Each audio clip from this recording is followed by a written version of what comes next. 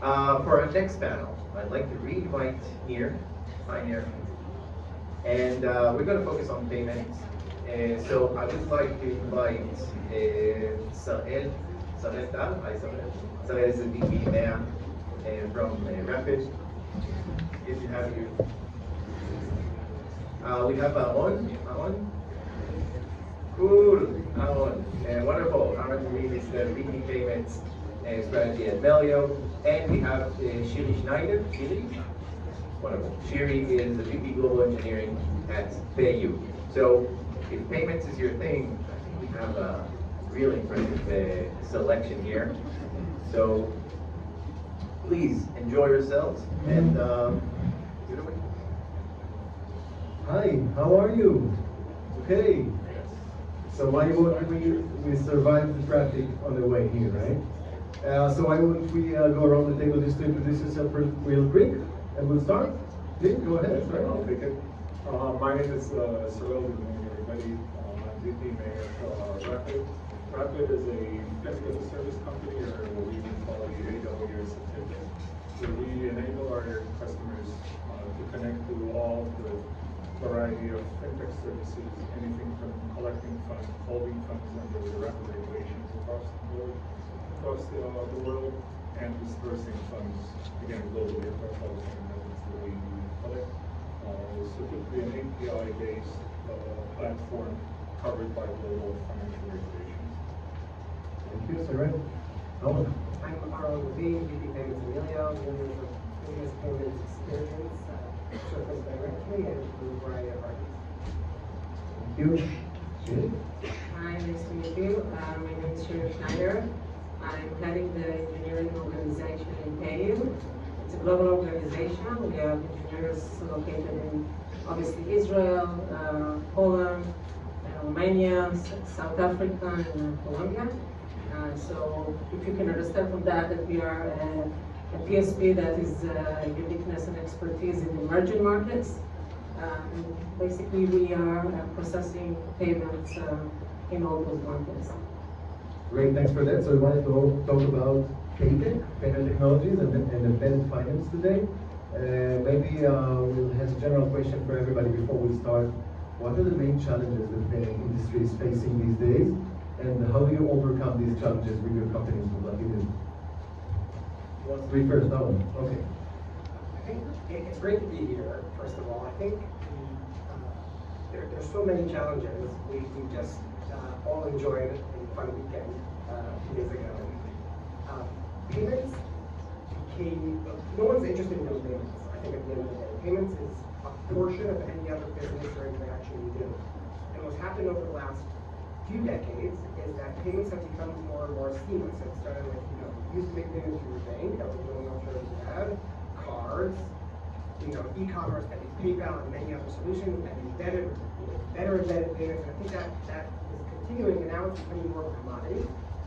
But also at the same time, differentiating the expertise of that commodity of payments as a service, at the same time as introducing embedded payments, better solutions, better non-payment experiences with embedded payments. You're turning the payment into nothing, essentially, is I think the greatest challenge for us at the long run. To make it seamless. Thank you. Yes. Thanks for that, Sarel. So continuing, I think along the same lines, there's a couple of challenges. One, I think the FinTech world is moving to what I would call a single, one trick pony company. Say you're card acquiring, somebody doing disperse, somebody doing, cross-border disperse, somebody doing card issuing, into a platform operation where our customers expect to receive, all the services from one provider, one API across the globe. This is one challenge that we're facing. The other challenge is that I think everybody wants to be a FinTech because a lot of businesses are starting to understand that a good part of their revenue will be coming from the financial services or the processing of transactions. So you're starting to see everybody going into becoming a FinTech or serving FinTech services or offering FinTech services as part of their business these are the major things that we're seeing as challenges. Thanks for that. Shiri? I think that one of the main challenges that we are seeing is regarding the growth of basically digital payments in the world. So, for example, in COVID, we've seen, at least in the markets that we operate, we've seen like 50% growth in transactions, and that requires from us the ability to build the right infrastructure that can handle this growth, and it keeps on growing, and people are continuing using more and more digital payments. So this is one thing. The other point I think is related.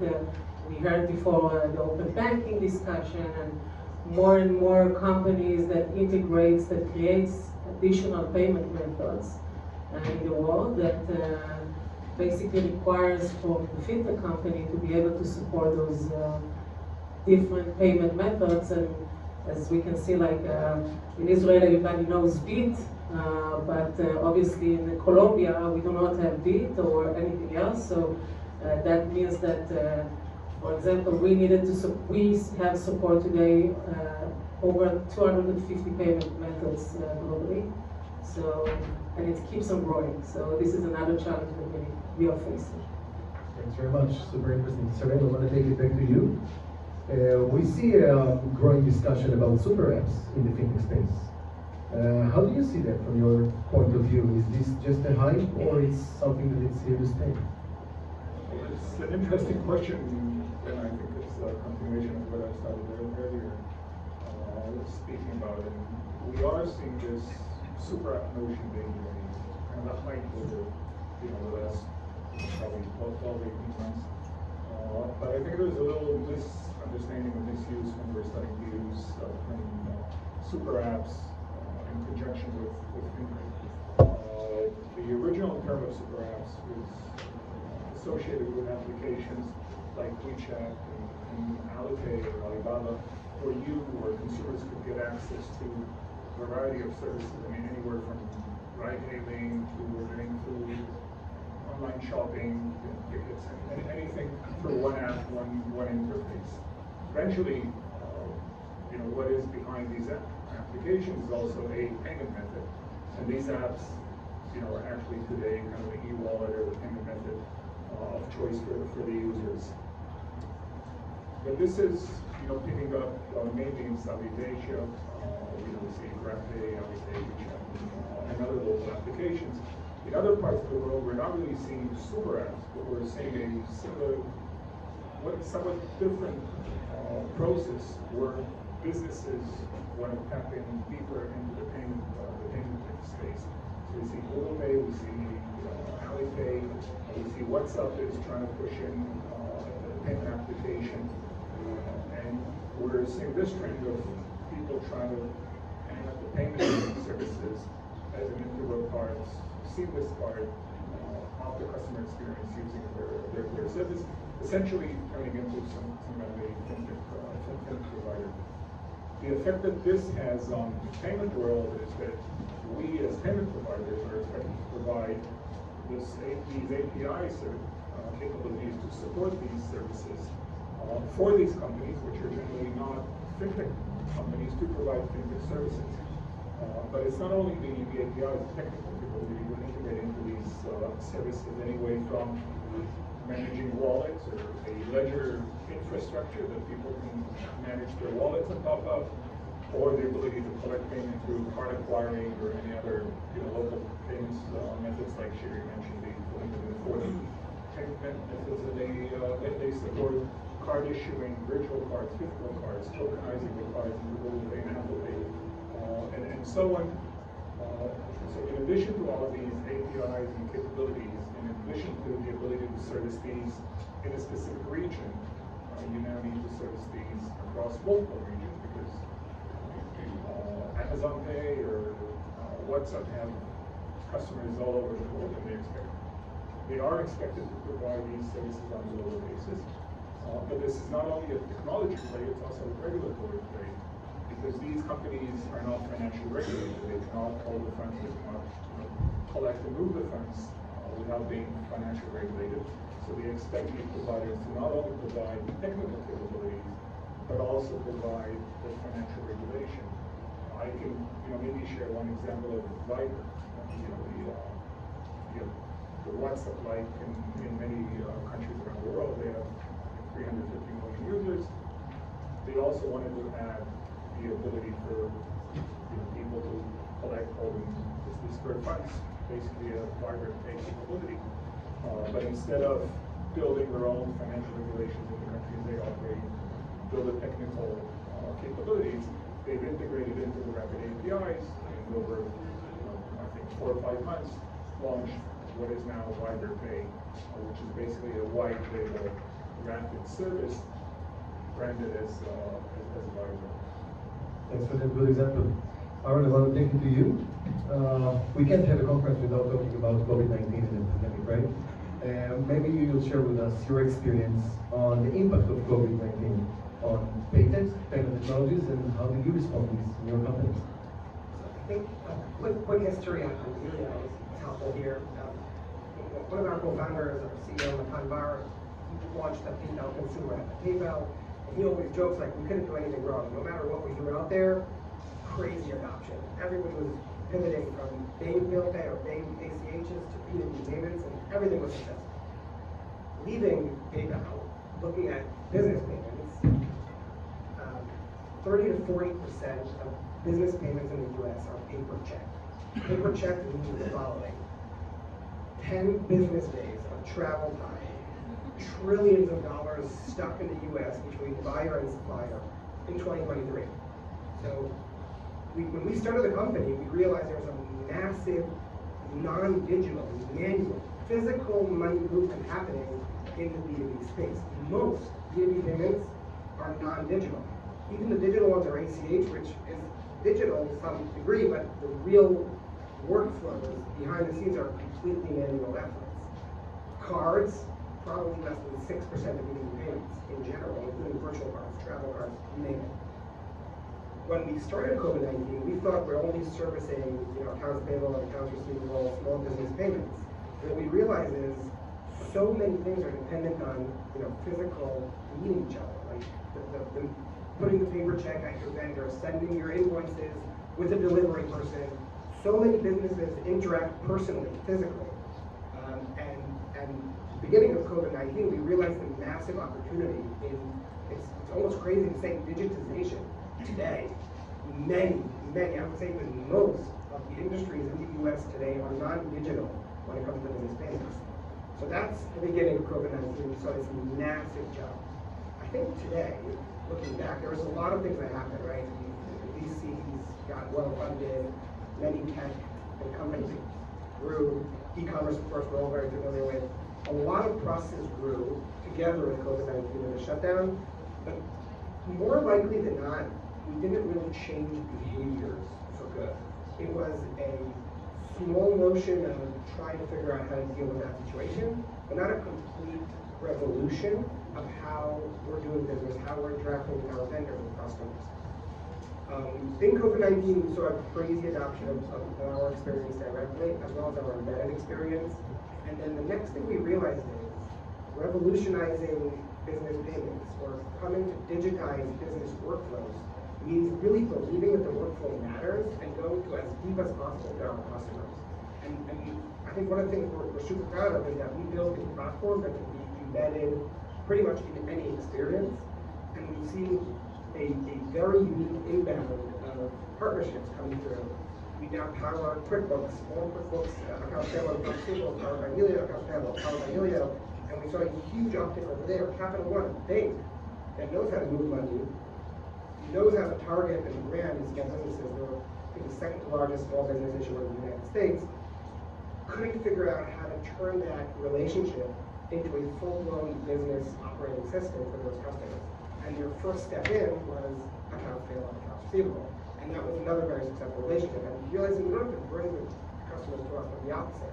We have to somehow distill the value that we're creating and go deeper and deeper to the customer to really make that revolution, not only a small pivot of I'm stuck, I can't make this paper check when it comes to maybe that throughout COVID, but rather drag that to the future and bring more and more workflows, embed the experiences deeper into wherever you're doing business. That the ultimate solution is not you coming to me necessarily, but me coming to you, where you're interacting, where you're paying your vendors, where it makes no sense for you to pay your business. In a way, COVID contributed to the PayTech ecosystem, and we adopted new processes. So there are benefits in a way. Thanks for that. Thanks for that. Shiri, I want to get to you. Aaron was talking about the user experience, the end user, and how he sees and use the payment solutions. How do you see the balance between security and user experience in the payment space? I think it's actually two sides for the same coin. On one hand, we have a lot of focus on the customer experience while he's shopping, making sure that his shopping experience is seamless and frictionless as much as possible. But on the other hand, we do see the more involved it becomes, we are seeing more and more fraud, and we need to make sure that we have the right security gates. And we are investing a lot and trying to do that as much as possible in the backend in order not to interfere with the customer experience. We have a lot of in-house, I would say, capability that we've built, machine learning capability that we've built that prevents fraud. We are putting on top of that also partnership with other fraud vendors that helps us also making sure that those transactions are being secured. There are other regulations that we need to comply with, whether it's 3D secure, network tokenization, all those stuff. And I think many of those stuff, not necessarily 3D secure, is also frictionless for the consumer itself. So I think that we are trying the best to do in order to make sure that we are not breaking the customer experience. Thanks for that. Thank you. Maybe I'll take it to you. How do you see the regulatory landscape changing over the time in the payments industry, and how will it affect companies and users? Well, this is a big question because I think most of the time we're kind of in the fintech space talking about regulation or the financial regulations. But this is only one regulation that affects our business. There's a variety of additional regulations that we need to consider and comply and work with, anywhere from privacy and GDPR, which is a big thing, to the schemes, Visa, MasterCard, and MMS, and their network rules, which are also affecting our business. So it's not only the financial regulation, but a broader essence of regulatory requirements. Starting with the financial regulations, we are seeing this growing across the world, countries that were not really strict on financial regulations and enable operators with other regulations to operate within their countries are now limiting that ability. We've seen over the last couple of years of Brexit affecting our ability to operate in Europe. For example, we as Rapid, we started our business in Europe with a UK EMI license. Come Brexit, we were stuck. We're not able to use like all the other regulated financial institutions in the UK. We're not able to work in Europe. We had to find a solution and set up a European regulation. Setting up a brand new regulation is a very long process. Everybody tells you it's 9 months to get a new regulation. It will eventually take you closer to a year and a half, 2 years to get the regulation. And this is normal days, not when all the European regulators all of a sudden found themselves bombarded by hundreds of UK regulated entities trying to get a European license. We sorted this out by acquiring the European company, getting their regulation, and starting to operate in Europe. But on the flip side, like everything, this has a business opportunity where financial regulated operators are now operating models of agency agreements, reliance agreements, where they enable businesses that do not hold their own financial regulator to use the regulated parties' regulation, basically as a regulation as a service, part of the FinTech as a service that I referred to to earlier. So, every downsider is an upsider of business opportunities. Same goes for privacy, which is on one hand limiting our ability to manage and hold data, but on the other hand, if you do it correctly and you build the right infrastructure, there is a business opportunity there to offer services to businesses that want to keep or stay away from the burden of this regulation. So again, there's downsides and opportunities. I can give an example of an opportunity where we're working with a very large European conglomerate where they needed to collect bank account information on individuals in Europe to perform refunds to these individuals. In order to do so, they had to collect the bank account information and personal information of these individuals. They were terrified by the idea that they would be open to GDPR regulation and liability. And they moved all of this business to us, where we enable I would call it a hosted service, that they would collect all of this information under the rapid infrastructure and a white label solution. We assume the liability, but we have also built the right infrastructure and capabilities and legal framework to hold this data. So it's again no longer only strict financial license or solution. License, it's also the additional regulators that you need to take into account. There's also other opportunities that have opened up for now is EMIs in Europe. You can actually issue virtual accounts, actually offering almost a banking as a service.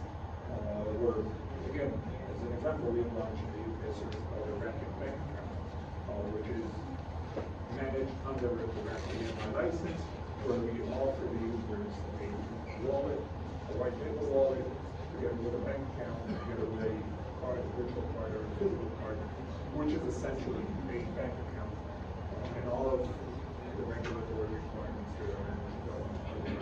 So again, there are limitations imposed by the regulators, but these also open opportunities for business providers. Thanks for that, Sarah. And Aaron, I want to thank you. With different payment technologies in this space, how do you see emerging payment technologies serve the market in the 5 to 10 next years? How do you see that? Hard bet, but I think looking back and looking at these terrific colleagues here on the panel, FinTech started at borrowing banks technology and servicing it predominantly to tech companies, right? Gapping the boundaries of regulation for many years and complexity of holding your own regulations, the connectivity into those quite complicated schemes, if it's the card networks, if it's the local bank rails, or global bank rails. And that was, I think, FinTech 1.0, right? Taking the bank infrastructure and servicing tech companies with better technology, like yourselves. Fast forward, what we're seeing, super interesting thing, is the embracing of FinTech and consuming it backwards into the bank.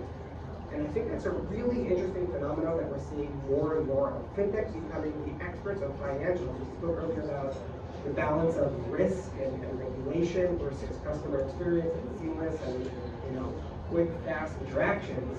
The ultimate worst customer experience is if your financials are stolen or your money is gone, right? Like the friction we're trying to, the value versus friction game is extreme and real. You guys live it, but it started that tech companies trying doing it in our own banking infrastructure.